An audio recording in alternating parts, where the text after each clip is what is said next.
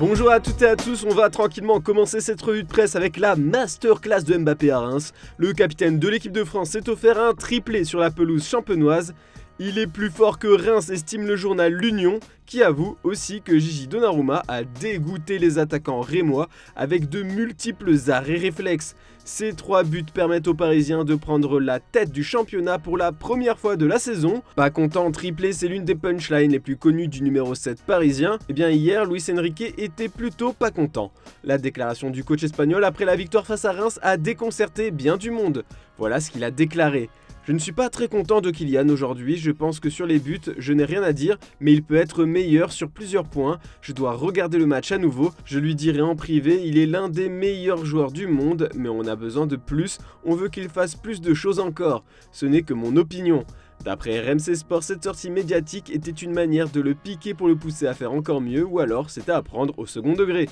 En tout cas, Mbappé lui-même a assuré vouloir faire encore mieux, il n'était pas satisfait à 100%, et d'après nos confrères de l'équipe, certains de ses partenaires ont ainsi discuté de la façon dont joue le Bondinois dans les jours qui ont suivi la défaite à Milan, notamment au niveau de son rôle et de ses choix dans les derniers mètres, et ils sont plusieurs à être agacés par le fait que, selon eux, KM7 joue avant tout pour lui.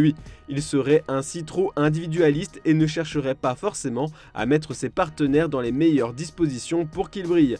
Les prestations mitigées de Gonzalo Ramos ou de Randal Kolo Muani en seraient un symbole. Il faut dire que cette saison, Mbappé semble surtout s'entendre avec Ousmane Dembélé ou Achraf Hakimi sur la pelouse et peine encore à trouver des automatismes avec certains des nouveaux arrivés. L'autre personnalité très souvent critiquée en Europe mais surtout en Espagne, c'est Vinicius Junior, mais hier le Real Madrid a offert un récital à ses supporters présents au Santiago Bernabéu en s'imposant largement contre Valence 5-1. Le Brésilien a réalisé un match de grande classe aux côtés de Rodrigo, un doublé pour chacun tout simplement, et donc on a eu le droit à une fiesta brésilienne à Madrid ce samedi.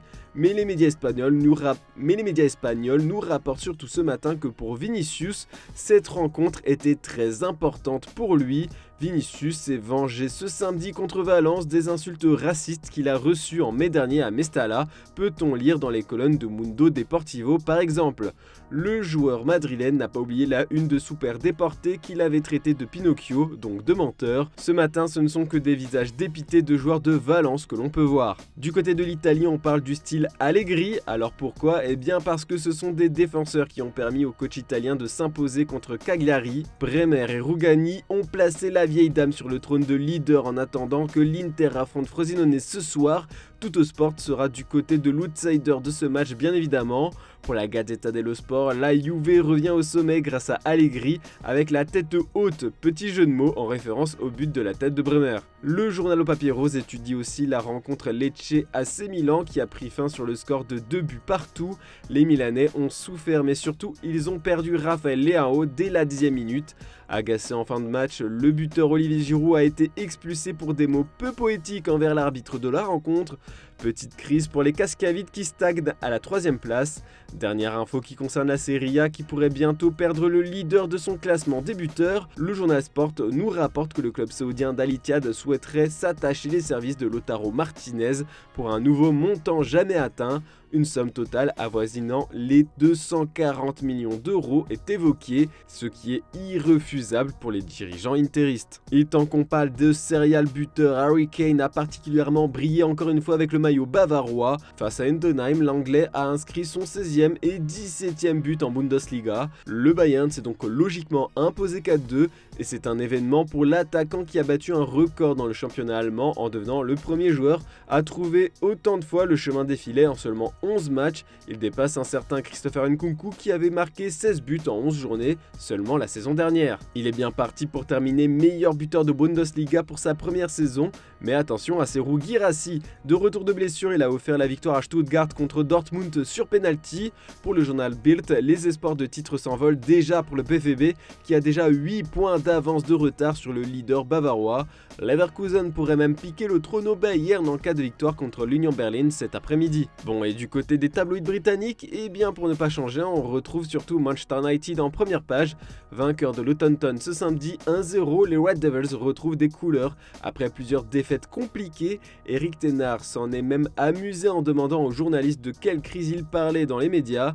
Pour lui, le début de saison de son équipe a été bon. D'ailleurs, en fonction des statistiques, on peut soit le discréditer, soit l'adouber, comme le prouve le Daily Express, qui rapporte que le Néerlandais est le premier manager à avoir remporté 30 de ses 50 premiers matchs de championnat à la tête de Manchester United.